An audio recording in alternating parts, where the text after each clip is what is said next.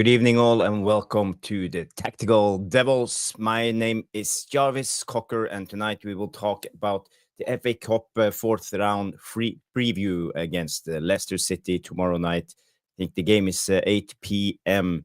UK time, so it will be a late one. And it will be exciting to see Ruben Amorim if he can turn things around and start winning ways again after the dreadful loss against Crystal Palace. Yes, it was a dreadful loss. So I just want to say hi to people tuning in. I see already we have Noah Theodoras coming in. Say big up Jarvis, the legend. Good to see you, Noah. I'm glad you tuned in. You are the first one, so congratulations. And people say hello when you come in. See, we are 8 to 10 people watching already. We just tuned in, so it will be a good show. And tonight we will talk a little bit about the game. We will try to analyze it. I will bring up the tactical board as always. And we will get some predictions, both score predictions and lineup predictions. So it will be interesting to see. I know that Leicester are not a good team. They have conceded goals in the last 19 games. So I will be very surprised if we don't score tomorrow, even though we have been struggling with our clinicality, as you can call it. So it will be interesting to see. The thing that worries me a little bit is who is Ten Hag going to play as a number 9, our striker. We know we have Højlund available, we have Xerxes available, even Kobe Mainu. There's also options like playing Ahmad in the 9. I don't think it will happen, but there are several options. But it doesn't seem like Amorim has trust in his two strikers when it comes to Højlund and Xerxes. So I don't know what you guys think. So get your comments in and say what you believe. Are we going to play Xerxes or Højlund tomorrow? Because I think there will be one of them. Personally, for me, I would go for a player like Josh Xerxes. I think he's been the better of them. They've both been draws, quite honestly, but who will be the better? Time will show. Guys and girls who are watching, if you haven't, you have to subscribe and smash the like. We are 32 subs away from getting monetized to reach the goal of 500 subs. So tonight will be important as ever to get your subscription in, and while you're at it, smash the bell and get your notification going. So we are on 469 likes. So we are 31 likes away from 500. So it will be great to see. And while you're at it, give me a retweet so we can get this show out to the world. Let's see. I will give you the link here. Give me 2 seconds. Here we go. And I'm putting the link into the chat. Yes. So just press that link, go to Twitter, press retweet, and come back here. It's not that hard. We have Bath Time coming into the house. Big up Bath Time. Good to see you. Good to see you, my friend. If you want to jump on Bath Time, just give me a hint and I will send you the link, because tonight Stu can't come on tonight, so I'm here by myself talking to you guys about the Leicester game. So it will be interesting. And here's the link to X. So if you can go there, retweet, it will help out the channel. More people coming in, so that will be fantastic. If you can do that, big favor for me. You know, I need all the favors I can get now in the beginning, starting this new channel. We are live. I'm just retweeting myself just to tell people out there. Okay, now it's done. So yeah, no, that's okay, Batham. That's okay. No worries, no worries. You say I can't tonight, I'm afraid, Jarvis. I do have a question for you. If you like, though, yeah, please shoot. Come with all your questions, people. If you're watching, come with your questions. I just want to bring up my tactical board first of all, and we can talk a little bit about the lineup and what I think and what I see for the game. So here you go. This is the tactical board, and tonight, tomorrow, I believe Leicester will come out in the regular formation. They play a 4-2-3-1, we know that. We know Ruud van Nistelrooy, their manager. He used to play that formation when he played for us. But they have wingers who have a free role. Buonanotte likes to come inside. He's hardworking, but he can go on the outside. So they're not obligated to stay on the wing. They are free to roam, and that's a good thing by the 4-2-3-1 formation of Ruud van Nistelrooy. They also have a striker we all know, Jamie Wardy on top. He likes to come in, go in behind. And I would also think that Wardy is even quicker than Maguire still. I don't know how old Wardy is. I think he's like 36, 37 years old and still has some pace in his legs. And we know he can score goals. So it will be interesting watching him. When it comes to their defense, they have Conor Cody. I think he's a good defender. He came from Wolverhampton Wanderers, and they have Fas. I think he's a weak link, and maybe our strikers should be able to handle Fas and get a goal. James Justin, I think that's his name. Right back, he's quite good, contributing going forward. Two-way player, and Chris Jansen, the former Leeds player, Danish guy, quite good defensively, not as good offensively, but it will be a challenge for Ahmad, I believe. And in midfield, they have Sumare and Harry Winks, the former Spurs guy. So it will be interesting to see. Not the strongest central midfield. Sumare, yeah, he's a good tackler. He can do stuff, but not the weakest. And I think we should be better than them in midfield centrally. The place I fear on this Leicester team is Kanous. I think his name is Bilal El Kanous. He's quite good. He's a dribbler, very pacey. I think he has some flair, quick on the ball, and he likes to run with the ball. And he do tricks and flicks. So he will be a challenge for us. I think Ugarte will struggle a little bit holding on to Kanous. So if Kanous has his day, he's the guy we need to stop. And the right winger Buonanotte, the guy we know from Leicester City, no, from Brighton, really good player. So I think he will also be a challenge. We will see who will start on the left wing back for us, and also left wide center back. So and this guy, I don't know, Mavididi, unknown player for me. I don't know his stats. Yeah, let's have a look. I don't know Mavididi. Let's see what he's done so far this season. Where is he? There we go. So we can try to share this. So here we have Steffi Mavididi. Comes from Leicester, 26 years of age. Attacking midfielder, left, right, forward. Is versatile. 182 centimeters. So far this season, he have 14 games in the Premier League, 3 goals, 1 assist. So yeah, it's okay. And 1 goal in the FA Cup and 1 in the League Cup. So 5 goals so far. Yeah, okay. Well, decent output if you compare it to our players. So yeah, maybe we should look out for him too. But I have to be honest, I don't know much about him. I want to go back to the tactical board. But before we go back to the tactics, I want to just say hi to the new arrivals. A lot of people coming in. We have Lao Tzu coming in. Lao Tzu coming in with the legend Jarvis. Thank you, Lao Tzu. Thank you. I'm glad to see you here in the Tactical Devils preview show. We have Box coming in. It comes in with, yo, Jarvis, big up, Box. Good to see you. And I got to say, Box, he's one of the most knowledgeable footballing supporters I know. He has always good opinions. And Box, share your thoughts on the lineup, score predictions, whatever you think about the players, who will be Leicester's danger man. Yeah, all of this. And we have Bandulu coming in. Big up, Bandulu coming in and say big up. Big up, Bandulu. Good to see you. Rob Taff is also here. Rob Taff is in the house. So yeah, a lot of good people coming in. And Box has an opinion. He say, I think Mavididi came through at Arsenal youth and went to Juve.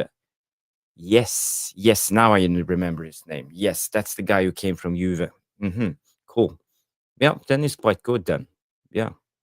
And the Rootinator coming in and say, "Big up Jarvis, 18 likes with a fist bump and a thumbs up." Yes, thank you, the Rootinator.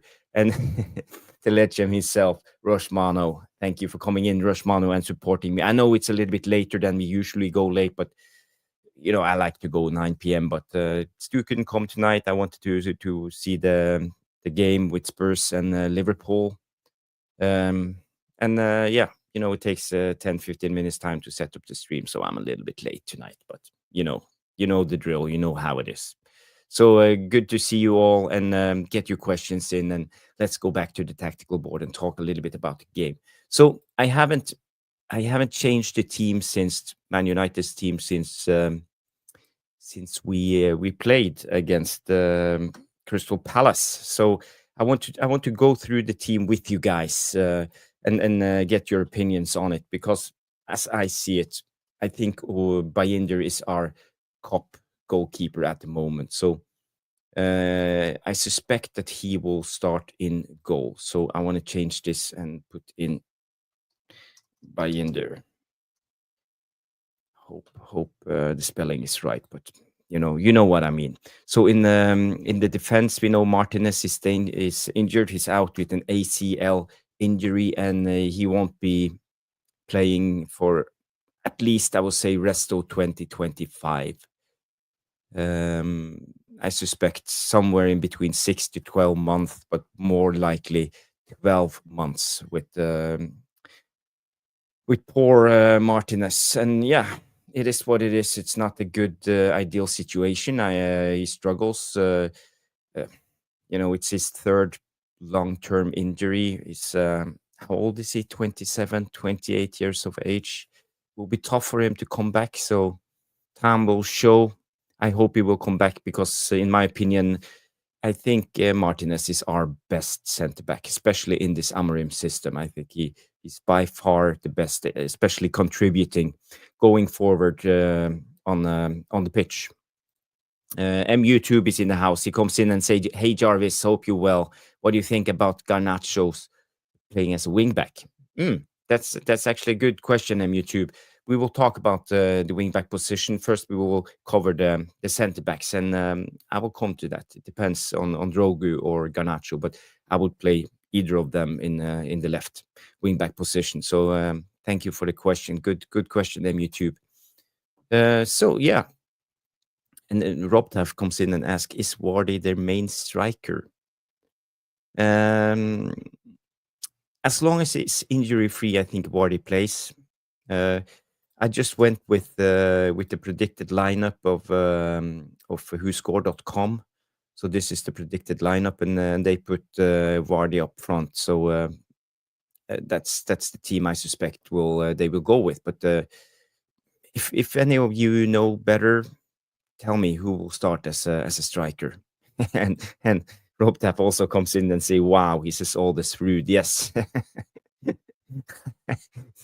It's not even joking. I think he's 37, maybe he's 38. Yeah, let's check it out. I want to check it out. Vardy. Yes, he's 38 years of age.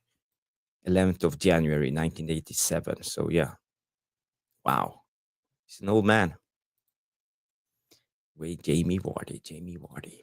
But he was brilliant. We all remember the year Leicester won the league. That was something special. So yeah.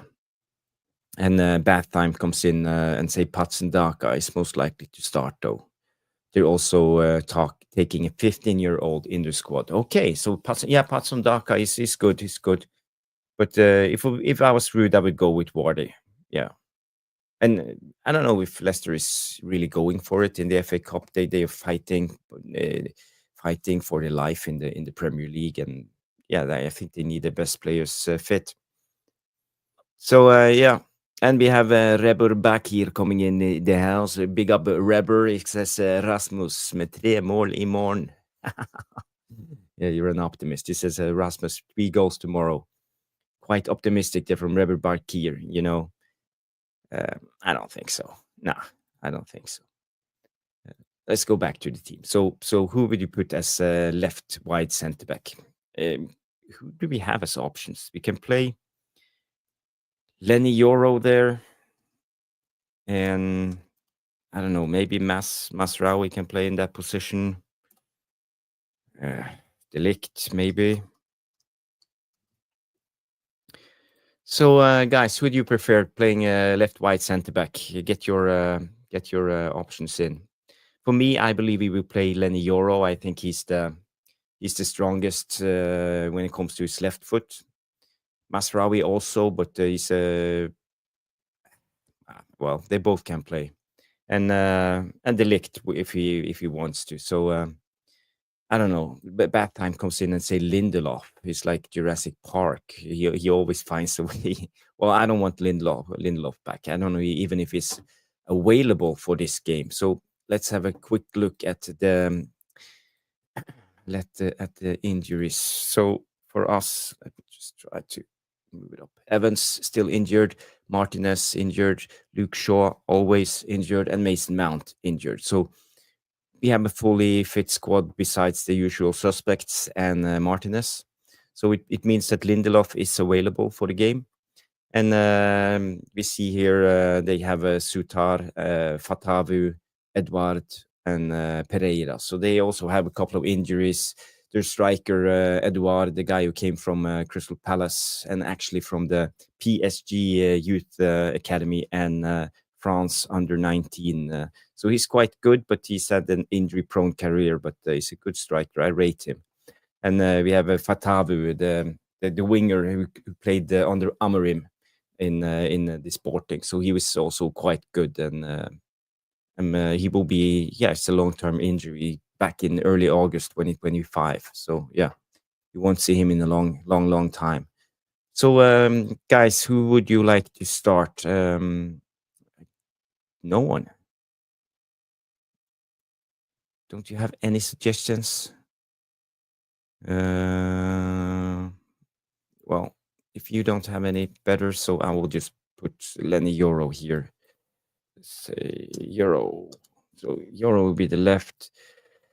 For me, I would go with the Ligt. I think Maguire has been quite shaky lately when it comes to his play. He had at least one howler and maybe 2 against Crystal Palace. And on this side, I would go for Masraoui. So yeah. On this side, I would go with Ahmad. Oops, D. And on the other side, I would go with. This is the most exciting part, but if Dorgu is fit, I would go with Dorgu. As long as he's fit, his match fitness. He's been playing for in Serie A now all season long, and I think he's available, so he shouldn't be a problem for him to start. And if it doesn't go well, we can sub him off after 45 minutes. So he will have a try to have a look, see how it goes. So yeah, I'm okay with him. So 2 centrally, I think Ugarte will start as usual, and I also think Bruno will start. I would prefer, personally, I would prefer a ball player like Eriksen instead of Bruno, but then you have the worry with legs and coming up against Canus, who likes to run with the ball. It's not a good combination against Eriksen, so I think we have to play Bruno in this part. Ideally, I would go with Ugarte and Collier, but then we will lack a little bit when it comes to creativity and playing the ball in behind Leicester when they press high. So I think we need Bruno in this game, and I think Amorim will go with him. So in the 2 number 10s, I think Mainu will start in one of those positions. Mainu, and on the other side, I think we will see Garnacho. And up front, for me, I think it will be. This is what Amorim will choose. I think he will go with Højlund.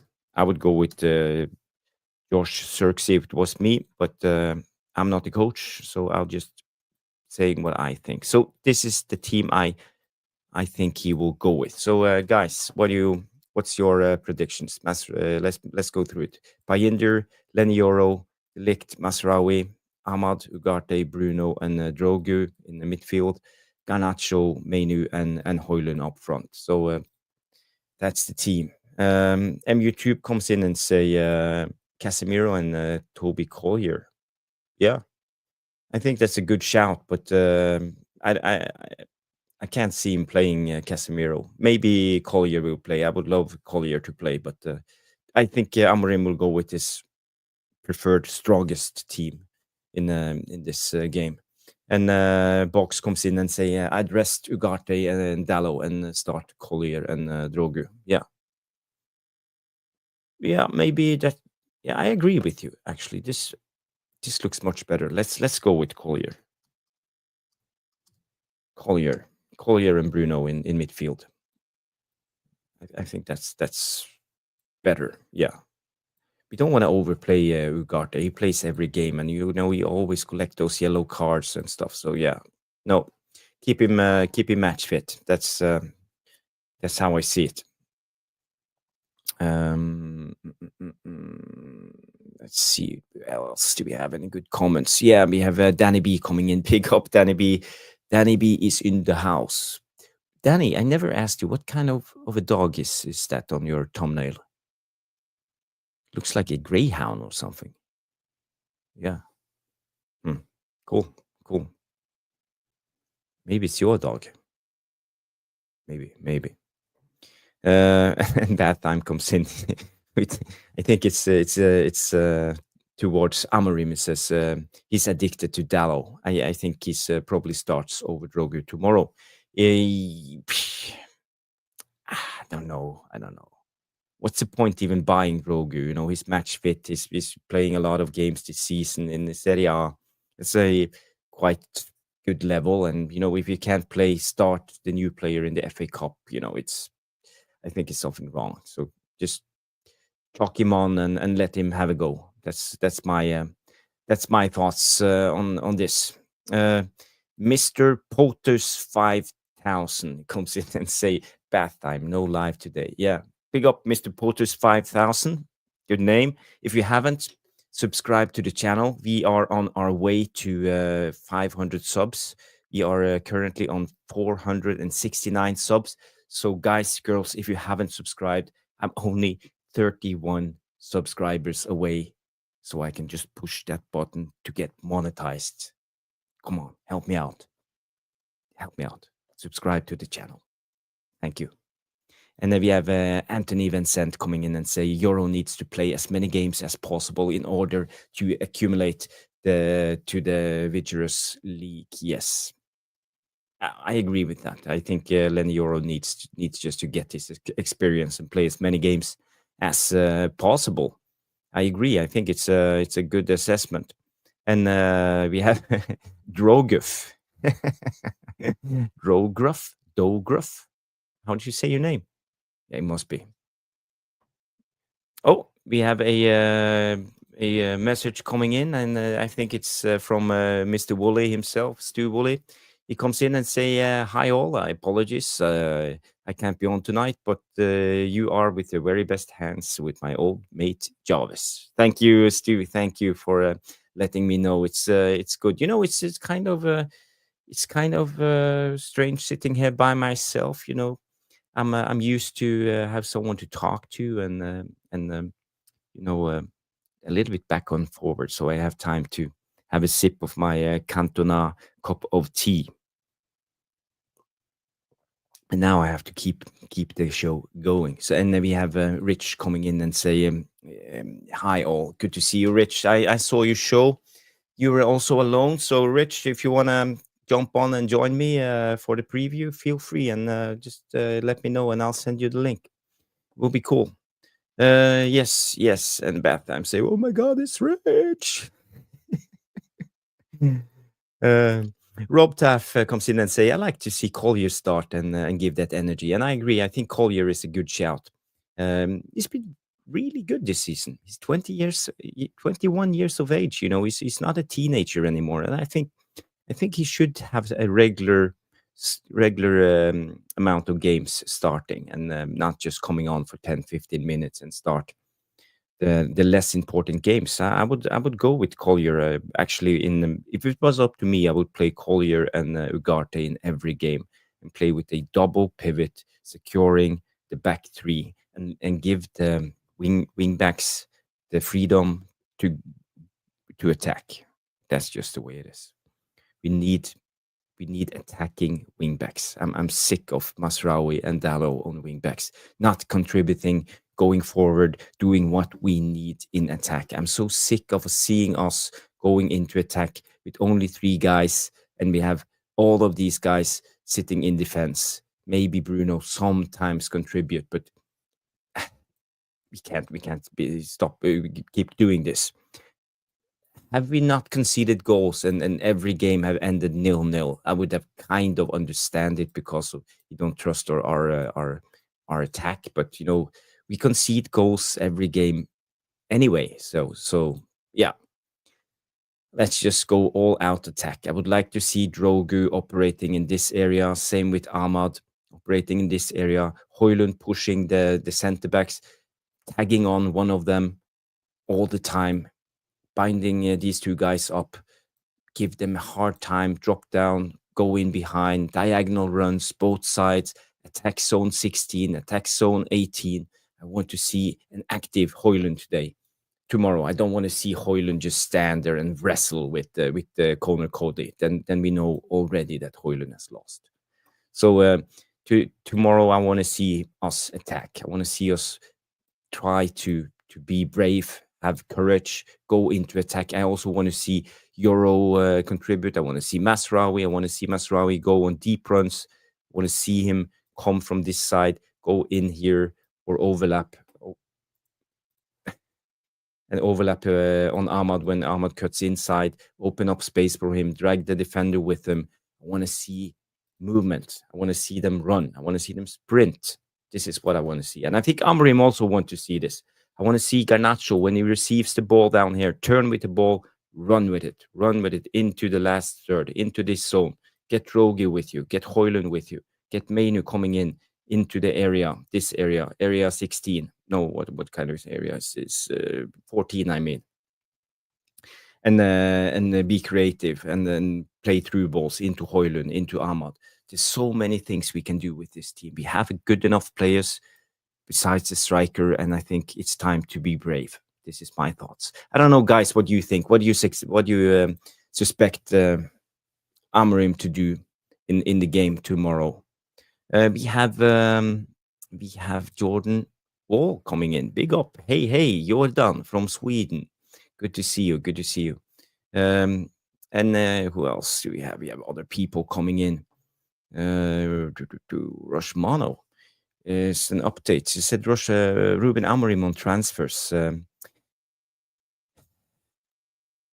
I define with Jason Wilcox, the club technical director, the profile, and then we have a scouting department that do the job. So he probably talking about transfers and not getting players in. I think a lot of players or journalists have questions about this.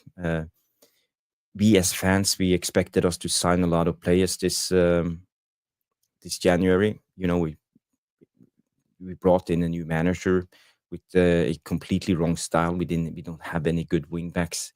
We brought in one wing back and one young centre back who's not Premier League proven at all. I don't know if he's played a game 1 minute for Arsenal this season. I know we played some friendlies for Arsenal in the summer, but that's it. So he's highly unexperienced and can't be relied on. So he's one for the future. If it's for me, what I suspect. Rest of the comment and Amorim comes in and say, that is the important thing, because everybody has to decide. It's not just one thing that the coach today decides one thing and then we change everything.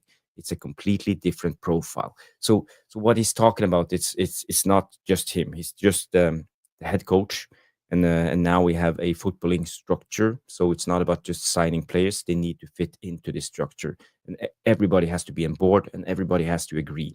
So yeah, we are not used to this in Man United. We are not used to seeing we're not used to seeing they doing sensible decisions. We are used to Ed Woodward and Arnold and Murtaugh and all of those incompetent fools.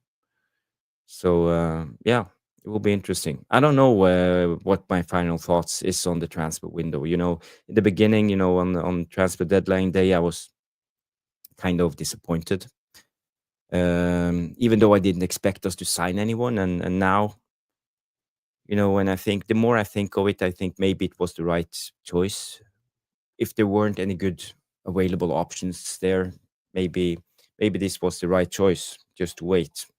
But we will see. We will see. Time will show if they do the right thing. I'm not impressed by Ineos so far. I think they dilly-dallied on the Ten Hag situation way too long after the FA Cup final.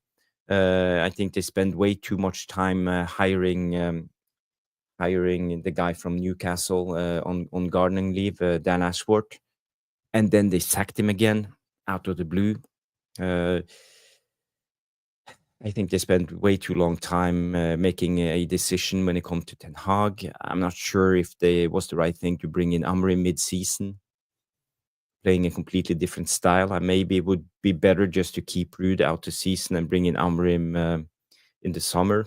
So it's been a lot of back and forward, and I'm not completely convinced about this Ineos, but I think it's a little bit early to start with Ineos out. They've just been in the job for 1 year, so I will hold my judgment, but I will also look at them with a critical eye, and they won't get a free pass from me. I will criticize them if they do something wrong, and I don't suspect them to do everything right and hallelujah support Ineos, raising ticket prices and whatever they do. It's not a good thing, and I think they are in a way ripping the club up from our roots and destroying a lot of things that we find the holy in this club.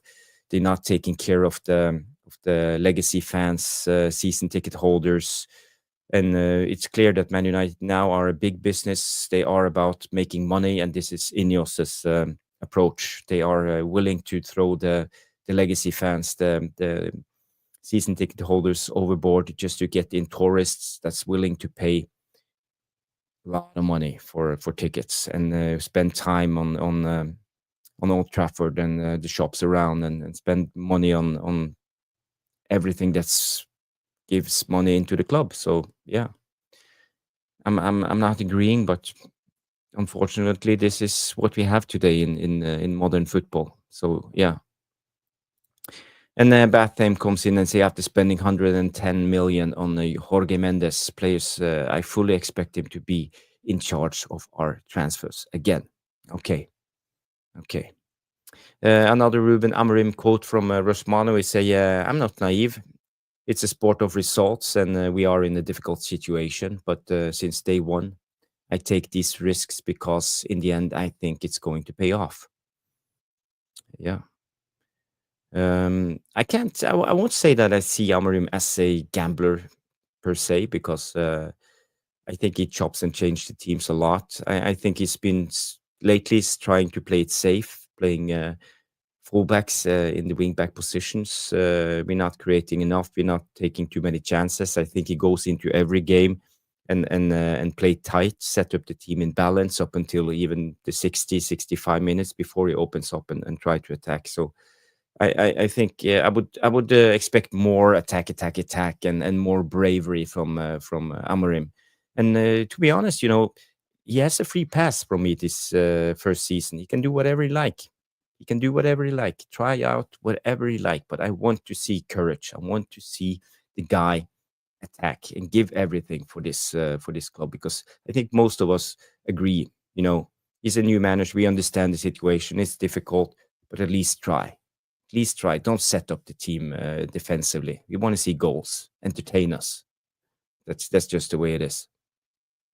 So the Wootinator comes in and say, "Spot on, Jarvis. Thank you, Wootinator." Yeah. So I know you're a legacy fan. A lot of you guys, RushMano, season ticket holder, Burba, uh, Stu is a legacy fan, been around for all his life. So yeah, um, it's not what the club is about. We as fans, we are the soul of Man United, not Ineos. And it's tough seeing them ripping everything apart. So time will show. And even Stu comes in and say he's agree. And Rever Barkier comes in with the clapping emoji. So thank you, Rever. Um, I want to go back to the game and RushMano. If there's any more comments on after the presser, Amorim presser, just post them in the chat and I will read them out. So thank you, RushMano, for contributing and helping. RushMano is our chief moderator, and if any of you guys want to be moderator, just ask RushMano, and we will see if we can do that. So yeah, we need more moderators now, when we will get monetized, and the channel will grow bigger. It will be better. So yeah, more people in the chat, but it takes time building a channel. It's not easy. And now Mr. B is in the house. Mr. B. Good evening, lads. Good evening, Mr. B. Good to see you. Good to see you. Mr. B has always interesting takes on things, and we don't always agree, but we always respect each other's opinion, and that's cool. That's what I like. That's what football is about. Different opinions. It's all about respect. So big up, Mr. B. Good to have you in the house. RushMano comes in and say, and sometimes you have one player who is really good with one coach, and the same player with another coach is different. So yeah, is it kind of strange why we have it like this? Why players vary when it comes to coaches? I have a theory about that. In my everyday life, I'm a manager for my business, and it's quite easy being a manager, a good boss for people who are self-sustaining. People who know their job really good. My job is just to be there, and I don't even have to tell them what to do. I just have to provide the workspace for them, and they will figure out what to do and how to do it. They like the creative process, and I just need to give them the freedom to do it.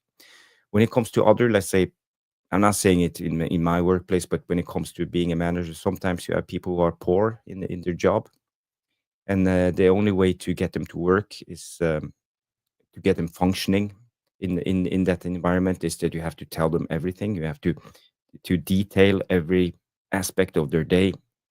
First, you have to do this. Next, you have to do that. And how you do it like this and that's. So you have to put everything in place. You can't give them any freedom. You have to just give them straight lines on how to do things. But in life, it's a little bit different. Being a good manager for good people, that's easy. Being a good manager for people who needs help all the time is also easy. But in life, you have both. You have some of them are good, some of them are bad, and then it comes down to man management. So we have to see each individual by themselves and help them out. So if you have one of the good guys, and then I mean the competent guys, not good guys, but competent guys, you just have to give them the freedom to do their thing. And if you have someone who's not sure how to do the job, you have to be there, help them, show them the way, lead the line, tell them in detail what to do, and push them forward to do the job. So, and I think this is the thing that differentiates a good manager from a bad manager. If you're gonna transfer this into football, because I think a lot of these managers, like the guy who Sam Allardyce and stuff like that, you get managers who go with the bottom half of the teams, always fighting relegation. They have really set systems, strong, organized teams. Players always know what to do when they come in. There's no room for creativity, no room for freedom. And then you have again on the top shelf, you have players like in Real Madrid, for example. When when the manager of Real Madrid sets up the team, he gives them complete freedom. Figure out what to do because they are creative. They are players who are really, really good. We are not at that stage yet at Man United. So I think Amorim needs to spend more time on organizing things that he would like to. I think he would like to give the players more freedom, but we're not there yet. But he gives players like Ahmad freedom. You can see that Ahmad roams a little bit. He cuts inside, he goes outside, he drops down. He can play him in several positions. But then again, you see players like, for example, let's say Kobe Mainu in the beginning. He looked really uncomfortable in this Amorim system. But now his competence has gone up. He knows a little bit more, and now he has more freedom to roam and do his thing. So it's about man management, and I think Amorim is the right guy. I think he can do this. I think he will come. There will come a time when we will see Amorim at his strongest, but it's not this part of Amorim. But give him a little bit of time, give him a little bit of space, give him a little bit of confidence, and I think we will see a better manager. And I think this team will improve. We need a couple of signings, but I'm cautiously optimistic when it comes to the future.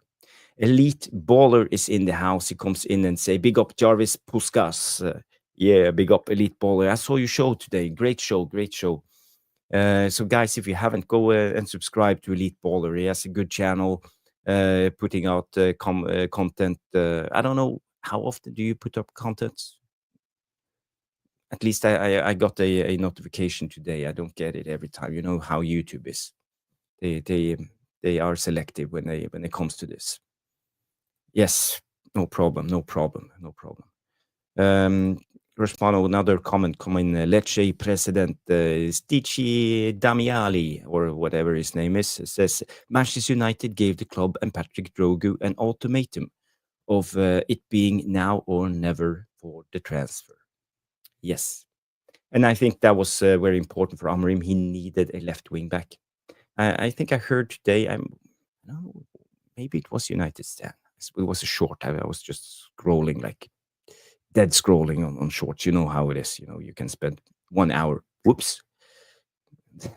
That's an hour I never get back in my life. But one of them was I think it was United Stand, who talked about the guy on Sporting who had the most assists, and that was their left wing back. I think he had like 18 assists, 2 goals. So the left wing back is so important in this Amorim system. So it's good. It's good. So I think we needed Dorgu, and we will see a different team now when Dorgu is in this team. And going back to the tactical board, what can we expect for him? I know he's brilliant dribbling. He's dribbling and carrying the ball. He will have physical presence. I think he will be more attacking. We are used to seeing Dalot when he comes up here. He cuts in and tries to take a shot. He likes to just stand here on the corner of the 18-yard box doing nothing. And sometimes he likes to overlap and cross the ball outside the goal or into the first defender, so he can clear the ball. So Dalot, he's not a good player. But I don't know. How do you feel about Dalot? Should we sell him this summer, or is he a decent squad player? He was player of the season last season, so I don't know. I'm just asking the question. Ruben Amorim from the presser say, we try to find the right players with the physicality for this league. Young players, hungry players. Sometimes we cannot spend a lot of money with these players. So it's that kind of profile that we look for. And Dorgu, he has all that ability to play in this team. To improve. Aiden, the same thing. Aiden Heaven. He's young, left-footed, he's central defender, so he's the right profile for us. Yes. Same with Aiden Heaven. I think I don't think we will see much of him this season unless we have more injuries. But Elite Ballers comes in and say, thank God for heaven. It will never get old. We can have so many dad jokes with that name. Heaven's sake, heaven, show me heaven. It's so many things we can do. And HD United comes in and say Baleba at Brighton. Baleba. What's that about? Is that a player you want to sign? Sorry, I don't get it, but that's okay. Pat Time comes in and say, I like Dalot. You need people with this engine, availability and flexibility in the squad. Having a poor season, but very few of them are, and he's performing, to be honest. Yeah, that's the thing. He was player of the season last season. I think playing on the left side is not his thing. I think if he consistently played on the right, we would see a more secure Dalot. I think also he would be more willing to bomb on, contribute in the attack, but uh, he plays where he needs to play, and I think he's a loyal player, and I think he's not there's not any fuss with him. It's never complaining. It's nothing. He's not going to Belfast, or I think he's a pure professional when it comes to football. So, as a squad player, I think he could stay. Yeah, I agree with that.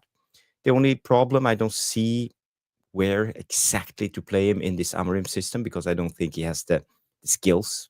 Don't have the ball carrying. You don't have the. I don't think he's good enough on the ball. I think he's too erratic. I think playing with him around, I think you're not quite sure what he's going to do when he receives the ball, and would you completely trust him? If he inverts into midfield, playing the ball up to him, if he has a man in his back marked, and just play the ball and go on the second movement in behind, for example. I don't think so. So it's pros and cons with Dalot, but yeah, I would keep him at least for one more season just to see. He's not the biggest issue at our squad at the moment. And HD United comes in and say that's who Amorim should sign. Okay, Baleba's yeah, okay, I got it. Off the quote about young and physical, he's also amazing on the ball. Baleba. Baleba. How good is Baleba actually? Let's have a look. I like to check out FB Ref when it comes to players. So let's have a look. Baleba is left-footed. He's midfielder. He's from Cameroon. Plays for Brighton. 20 games this season. 2 goals, 1 assist. So let's see his FB reparables. Okay. He takes a lot of shots, averages 1.63 shots every 90 minutes. He's on the 86th percentile when it comes to this compared to the top 5 leagues in Europe. He's very secure on the ball. I see his pass completion 89.3%. Yes, that's quite impressive. I think that's good. Oh, what did I do? Okay. And progressive carries. He likes to carry the ball. He likes to run with the ball. He makes 1.71 carries each game, and in average 73rd percentile in compared to the top 5 European leagues. And take-ons, he's a dribbler. He likes to dribble. Very secure, 84 percentile. So that's really good. But this is where we come in with the really good thing, the gravy. Tackles, 76%. Interceptions, 90%. Blocks, 96%. And aerial ones, 78%. So he's a really defensive, hardworking player. I see. So I think, yeah, I agree. He looks really good. Why didn't we sign him? What's his price? How much is his valuation? You will see. And if you compare him to other players, the guy who's closest to him is Edson Alvarez, the guy who plays at West Ham, the Mexican guy. He used to play for Ten Hag in Ajax. And also we have Idrissa Gana Guehi in Everton. So, yeah, defensive midfielder. Looks good. Good shout. Interesting. So I don't know if you want Baleba. I see Batham coming in and say Baleba is really good. Yeah, cool, cool. I will have a look. I will scout more of him and yeah. And RushMano comes in with Alvarez. So he says, so our profile of players is changing from the finished article to young, high potential on low wages. So totally agree with this. And I think we all do, but we need some extra players. We need some experience. The biggest problem if you just bring in young players is you need sometimes experience. You need someone to keep things tight, to be a leader, to help us when we struggle, set the tone, be a role model for the younger players. The problem is if there's too many young players, it could be like a childish environment. The maturity of the squad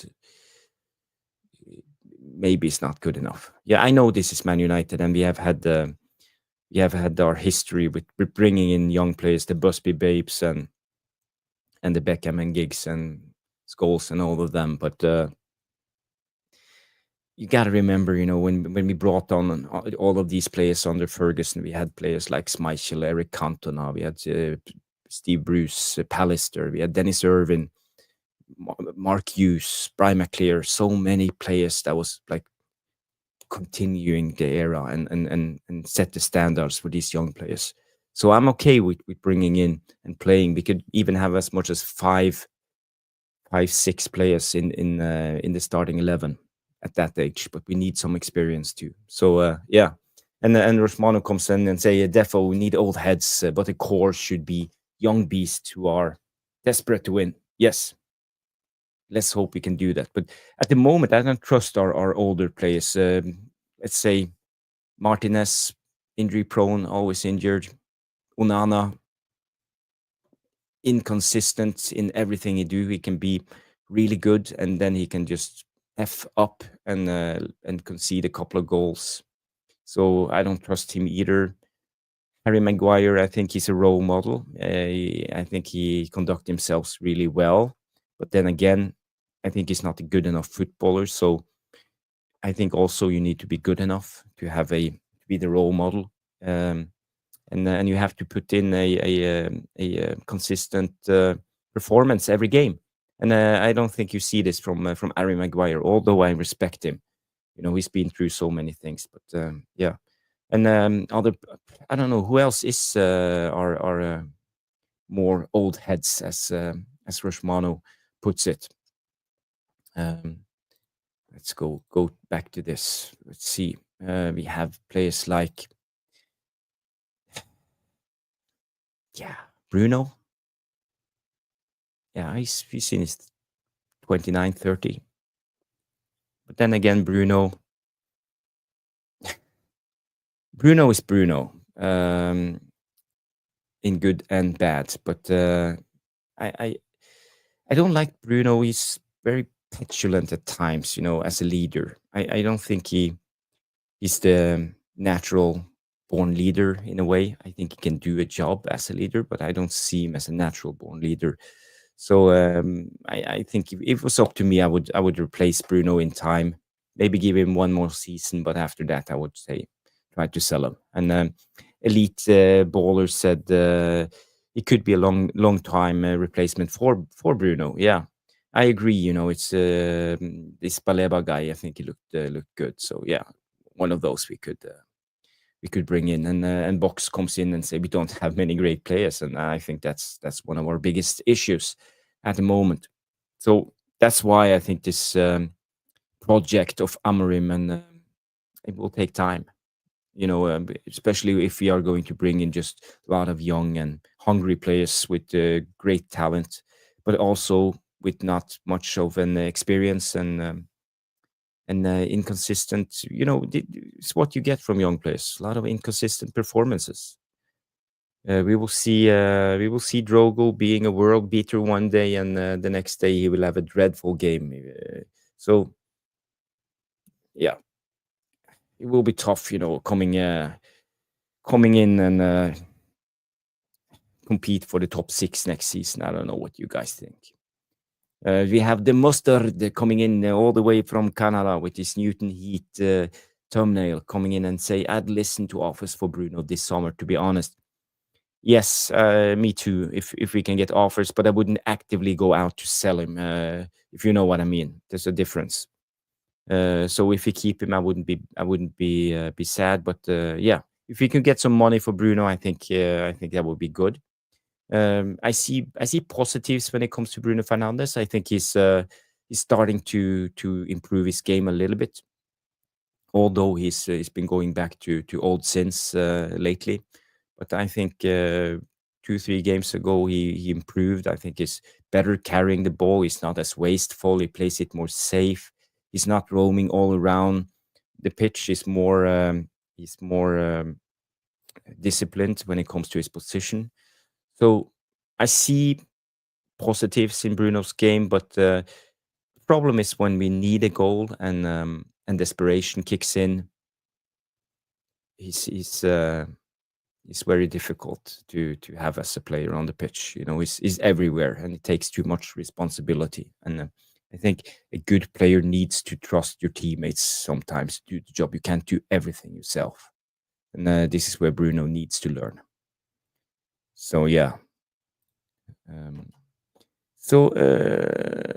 And bad time comes in on the Bruno. We say I think Bruno probably amazing off the pitch, and he's like an old woman in the village getting involved with everything on the pitch. So he's too emotional for me. And yeah, you put it a lot better than me, you know, and well put, bad time. I agree when it comes to this.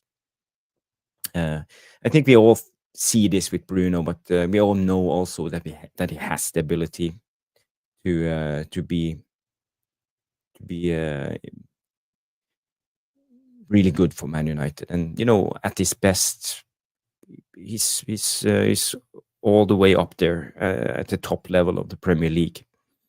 If you compare him to, for example, Odegaard, I saw today a comparison with Odegaard and Bruno made by Pythagoras in Boots on X. So if you haven't, I recommend you guys go in and read it. It was a thread and it was quite good. But he didn't say anything that we didn't know. You know, Bruno is more creative. He has more of a goal threat and assists. But Odegaard is better at breaking lines with passes, finding the through balls, and is more secure on the ball. So yeah, but Bruno is better defensively. His works harder. So it's hard to know. So RushMano comes in and say 469 subs.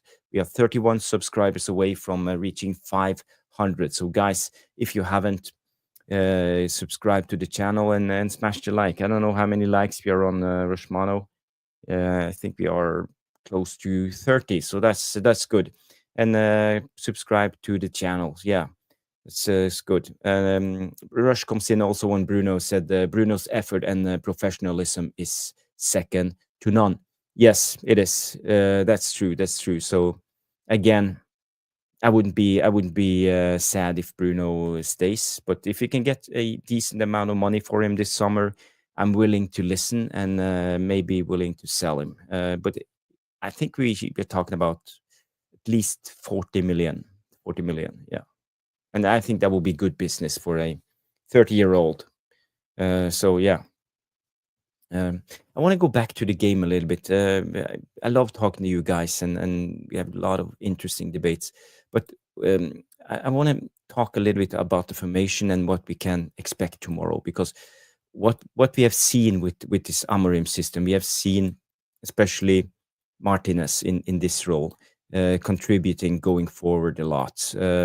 We know that when Dalot plays on the left wing back, he's reluctant to go forward, and you know, he stays a lot of time in this area, and when he can try to contribute in attack, he sprints up the line and stays in this area, and you know, he's kind of anonymous, and he doesn't seem to understand his role. You know, he should move much more, go inside, carry the ball whenever there's space, be more aggressive, contribute better into attack. But what you have seen when Dalot usually put on the parking brake and stops in this area and drags the defender with him. There is a space here in this area. Sorry, I'm drawing like I'm a drunk man, but sorry, I will try to do it better. So yeah, and we've seen Martinez roam into this area and actually creating a couple of goals, creating big chances, helping out into attack, and I think we will miss that. So we will lose one vital element that is starting to work well in this Amorim system. So tomorrow I want to see if Lenioro starts in this position. I want him to be brave. I want him to be able to move into these areas and try to contribute. And I also think Lenioro has it in his locker. I've seen some clips from his time in France, and he's quite good on the ball. So I think he can be that player if he has the courage. I don't think his left foot is his preferred foot, but I know he's two-footed, so he can use his left foot. But it's not natural for him. So being left-footed or two-footed, it's not about. For me, it's not about that you can hit the pass with both feet and you will find your man. That's not about being two-footed, because if that's the criteria, all the players in the Premier League are two-footed, besides Anthony, if you know what I mean. It's more about the angle of your body when you receive the ball, what's natural for you. Because it's not just your ability with that foot, how you strike the ball, it's all of your body. So when you receive the ball, that's a problem you often see, for example, when Dalot plays left. He angles his body inside, and not the right way to be a threat. So it takes a little bit of extra time to get control on the ball, and he invites the defender in on the side he don't want to. So I think it's important that we play with a left-footed player in this position, just to get the right angles. We heard Ten Hag talking about this. We didn't want to play Varane, for example, on the left side because of the passing angles, and all the pundits on YouTube who doesn't know football. A lot of them, know their football, but you know who I'm talking about, the usual suspects. They were slating Ten Hag for this. What do you mean he can't play on the left? Passing angles. What are you talking about? But it's about the body shape, your natural body shape when you receive the ball. So if you play the game, you understand this. And I know you guys in this tactical devils community, the tactical devlicious, or what's your name again? You know your football, so you understand what I'm talking about. Body angle, how you receive the ball, where do you point your body when you receive the ball. So it tells you a lot about your intentions, just for your teammates and the defenders. So this is very important. So this is what Dalot struggles with. So yeah, I want to go back here. So I want to see tomorrow. I want to see Lenioro bombing on and being a part of the attack all the time, as much as possible. I also want Dorgu to show some courage going into attack. I want to see overlaps, underlaps. I want to see him cut inside. I want to see him dribble. And we know we have Garnacho on this side. So what you get from Garnacho, he's a natural winger, so his movement will be here. So he will run in this direction all the time when he can. So that's when we can see Dorgu doing the underlap, not the overlap, but coming inside and being a danger. So tomorrow I want to see that pattern, and I want to see it right away. On the other side, we know that Mazraoui likes to cut inside when he plays in the wing back, but I will also see him doing that when he plays in the wide centre back, being available in Mainu's area, as you see here. And Ahmad, yes, he will naturally go here. And when it comes in this area, we need more movement around him, because the next movement of Ahmad is to cut inside here. Then you see Ahmad at his best. So then we need movement. And I remember in the summertime when we played on the friendlies, we played with Mason Mount in this area. He always did the diagonal runs over here 2, 3, 4 times in those games, dragging the defender with him, open up the extra space, gave Ahmad a couple of seconds extra so he could create and have a shot and goal. So I want to see these movements. I want to see it's not very complicated, but it has to come natural. And you can't think of it. It has to come natural, because if you need to think of it, where am I going? Okay, I'm going there. You have used the 1 second. That's the time limit. 1 second. And if you use 1 second to think, you're too late. So this is what I think Amorim is talking about when it comes to football. He talks a lot about being in the getting the right drills, getting the right movements in when we go into attack. And bath time comes in. Who do you want to see in those half spaces, Jarvis? And how do you see the movement to get there? Yeah. Half spaces.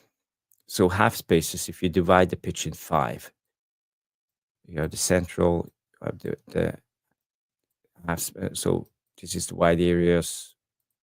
This is the half. This is the central, and this is the wide areas again. So you're talking about these 2 areas here.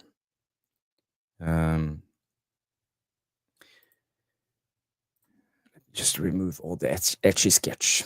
So I need some space here to show you guys.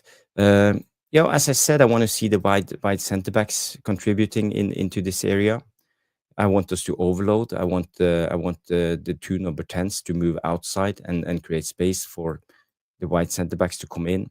I think Bruno and Collier should be a little bit more sitting. If someone of these 2 guys are coming into the half spaces, it will be Bruno. We know he likes to drift, but usually onto the left side. So when it comes to Ahmad, it has to be, you have to trust Masraoui and Mainu. But Mainu, he likes to tag on to the other players. So if Ahmad goes outside, we will probably see Mainu staying close. If Masraoui coming in, we will probably see Mainu staying close. He likes to be available. He likes to be in the combination place, doing 1-2s. So let's say if Masraoui is in this place, he plays the ball to Mainu, he attracts position, and Masraoui needs to have the courage to move on, because Mainu, he likes to get the ball going. And I showed you clips of this. I don't have the time now to scroll through the clips, but Mainu, he likes to keep the ball ticking. Garnacho on the other side is also the same. Number 10 goes outside. Wingback comes into the half space. Same on this side, but here you see the wingback on the outside. So yeah, it's a little bit different, but I think the principles are mostly the same.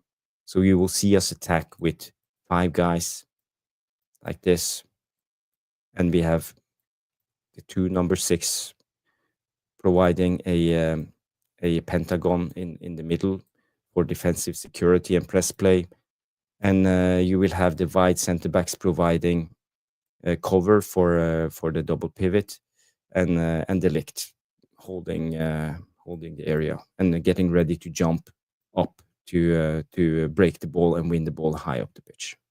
Yeah. So this is how I see the play itself out. So yeah, we are 1 hour and 9 minutes into the show. So hey, we have Stephanie Griffith in the house. Big up, big up. Good to see you, Stephanie. I'm glad to see you. You always show up on every stream, so I'm grateful to have you on, and I'm honored to have you on in the tactical, the devilish. What do we call them again? Devilish tacticals. Yeah, I think it was the devilish tacticals. Yeah. So yeah, Stephanie comes in and say, let's hope we start fishing passes crosses tomorrow night. We need higher tempo. Yes, we need higher tempo. A lot of things need to improve. So RushMano comes in and say, a great show. Yes, it's a great show. But guys, I need your predictions for the game tomorrow. We are facing Leicester FA Cup. I don't think there will be extra time and penalties right away. It won't be a second game. So, guys, get your predictions in. While you're thinking of your match predictions, also give me your goal scorers if you have. RushMano comes in and say, subscribe to the channel. Yes, we need more subscribers. As I said, we are 30 away from 500, and then we will get monetized, and we will get this channel going. So let's see your predictions, guys. Burba, big up Burba, comes in and say 3-1 United. Yes, I'm glad. I love the optimism. I also feel optimistic. Now we have Dorgu. Suddenly we look like a more balanced team. So let's just hope Amorim do the right thing and start the right players. And I think we can win it. AG507 coming in and say we will lose. Okay. Yeah, but at least tell me why. Not just we are shit. Give me a solid reason. And I respect your opinion anyway, so it's good. Big up AG507. RushMano comes in, say 2-0 Man United. Yes, 2-0. That's good. Chiku, 3-0 Man United. Good. Who will be your goal scorers, Chiku? 3-0.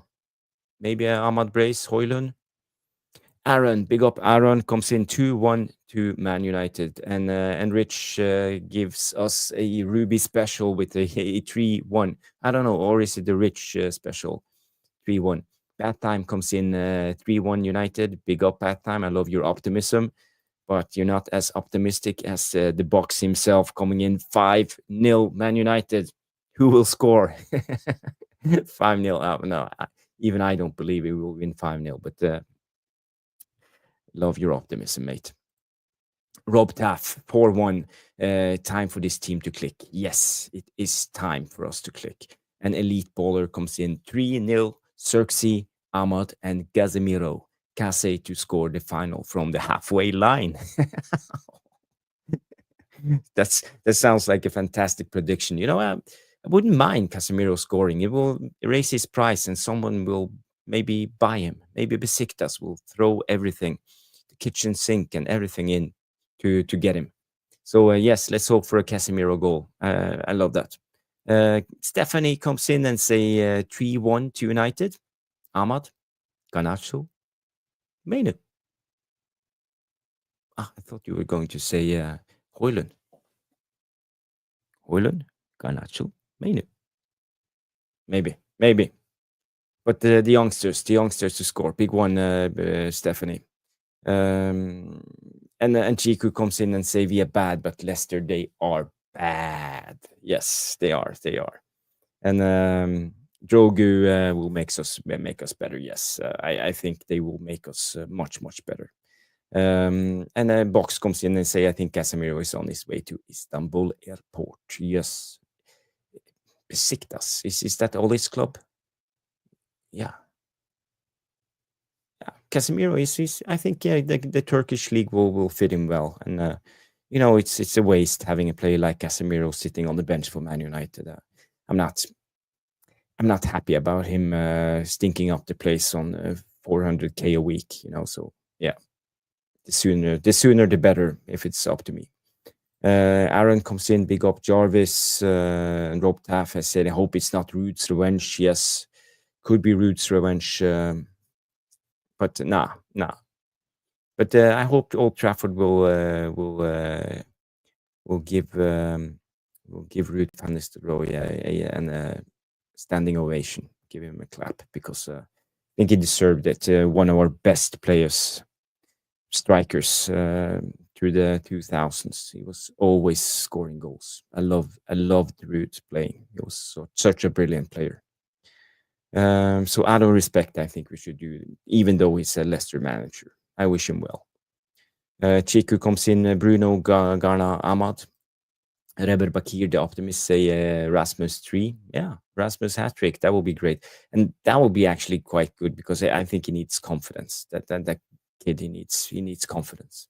Marty MUFC comes in and say, hello, Jarvis. We are poor, but Leicester are worse. So we will win 2-0. Ahmad and Bruno on the score sheet. Thank you, Marty, for bringing the score prediction in. And it's good. It's good. It's good. And Box comes in and say Ole plus Casemiro, a dream team. Yes. Yeah, I think Casemiro, he would dominate the Turkish league. I think you look at Fred, how he did. So yeah, I don't think Casemiro will do any worse. So yeah. Yo, apparently the team news leaked. Okay. If any of you have the team, I don't have the time to search. Put the link in the chat or write the team in the chat so we can read out the leaked team. It will be interesting to see. I'm so desperate to find out if Dorgu is starting and who will start at left, right, center back and who will start as a striker. So many questions. Will Ugarte play another game? It's interesting. When it comes to teams, I have a preferred 11, and that's Bayender in goal, De Ligt centrally, Euro and Masraoui, Collier and Ugarte two centrally, and I would go with Dorgu and Ahmad on the wing backs, Mainu and Garnacho. Yeah, let's go for Garnacho, and I would go with Xerxes on top, but I don't think he will start Xerxes. That's just my prediction. And Elite Baller comes in and say Maguire up front. Yes, maybe he will score a goal. He can't do any worse than what we have seen so far from our strikers. And Casemiro will dominate those ice cream men that play tricks on their cones. Yes, have you seen those moves? Like, whoop, whoop. Yeah. So, and Stephanie comes in and say, looking at the photo behind you, Jarvis, perhaps Rasmus needs to go back to number 11 to change his luck. Yeah.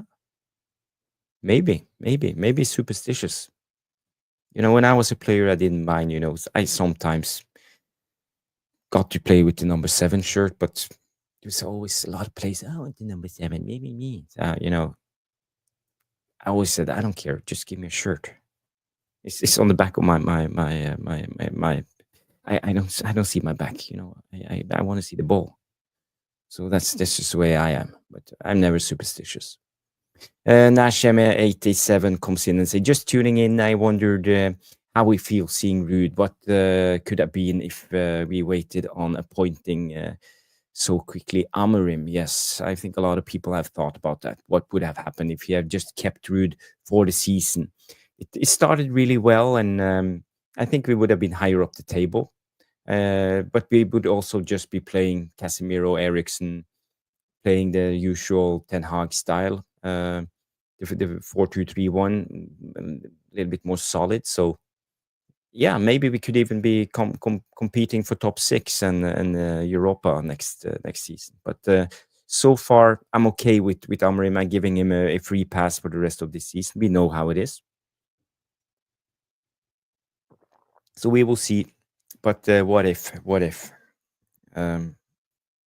But in a way, it's like a band-aid. Let's rip it off. Get Amorim in. Let's start with the process. Better sooner than later, and let's hope it works itself out. Cautiously optimistic, as I said. And then Ashley said, I agree. It's a race for 40 and start fresh next season. Yes, it is. So I loved your predictions. Most of you guys came in with a win. My prediction is 3-2 Man United. I think we will win the game 3-2. I think we will see Canus and Buonanotte scoring for Leicester, and I think we will see a late winning goal from Ahmad. So we'll win the game 3-2. I will also hope that one of our strikers will get a goal, even if it's Højlund or Xerxes. But let's say his Højlund starts. So a goal from Højlund, and I also think Garnacho has looked lively lately. So I suspect we will have a Garnacho goal. So 3-2. You heard it here first. Jarvis has spoken.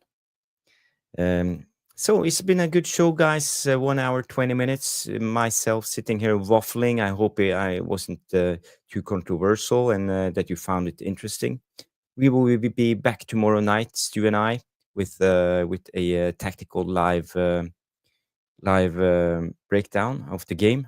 I will, as usual, show you clips. We will discuss, talk about what happened in the game, and yeah, it will be a good one. Friday night.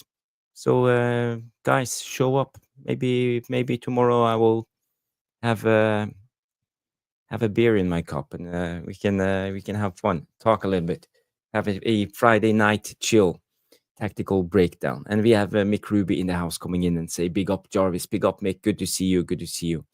Yeah. And Nash comes in and say, "We always appreciate in a world of toxic fan culture getting tactical breakdowns." Yes, I try to stay away, avoid all that toxic bullshit because you know it's just that it's toxic bullshit. So yeah. Rob Taff, thank you. Great show. Love the tactics. Thank you. Thank you as always. It's been a good show. Guys, girls, if you haven't, smash the like, subscribe, share. You know the drill. See you tomorrow night after the game. Stu and Jarvis will be back. Have a good one and good night, everybody.